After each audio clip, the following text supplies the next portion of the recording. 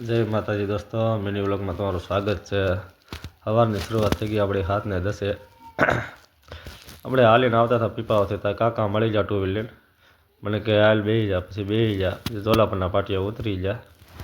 ત્યાંથી આપણે હાલા રાખ્યા, કાકાએ કીધું મેકી જાઓ, પણ આપણે કીધું નહીં હું હાલા રાખી।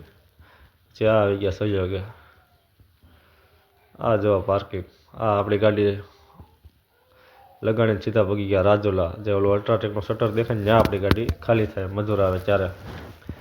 મજૂરની આપણે રાહ જોતા હતા, ત્યાં 10 વાગે આવી ગયા મજૂર। આપણી ગાડી લગાડી ખાલી કરવા લગાડીને આપણે ભેગા નાસ્તો કરવા। નાસ્તો આપણે પાર્સલ લઈ આવ્યા હતા, ગાંઠિયાનો સંભારો ખાઈ અને આપણે જવાનું હતું બીજી જગ્યાએ ખાલી કરવા, કુંભારિયા। ત્યાં અડધી ખાલી કરીને આપણે આવી ગયા કુંભારિયા। તો આયા 150 પ્લાય ખાલી કરવાની છે। આ ગાડી લગાડીને આપણે આ જો આ ફાર્મ હાઉસ આપનો બંગલો બને છે, ત્યાં ખાલી કરીને આપણે સીધું ભાગવાનું છે ઘરે, કેમ કે ઓર્ડર કાંઈ છે નહીં।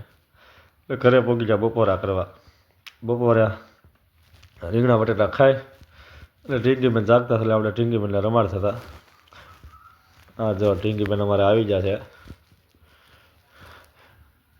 ટીંગીબેન આમ તો રમ્યા કરે છે એટલે વાંધો નથી આવતો।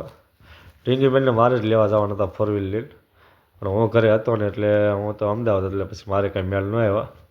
એ ભાઈબંધ ટીણાભાઈને મોકલ્યા હતા આપણે 4 વ્હીલ લેવા જવા માટે, પછી લઈ આવ્યા હતા। ટીંગીબેનને રમાડતા રમાડતા આપણને આવી ગઈ હતી ઊંઘ, એટલે આપણે સૂઈ ગયા હતા। પછી 4:30 સીધો જાગ્યો ચા પીવા।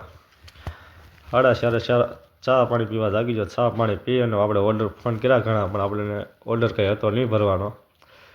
પછી બેઠા બેઠા આયા આપણે વિડીયો પૂરો કરીએ। મળશું પાછા નવા વ્લોગમાં।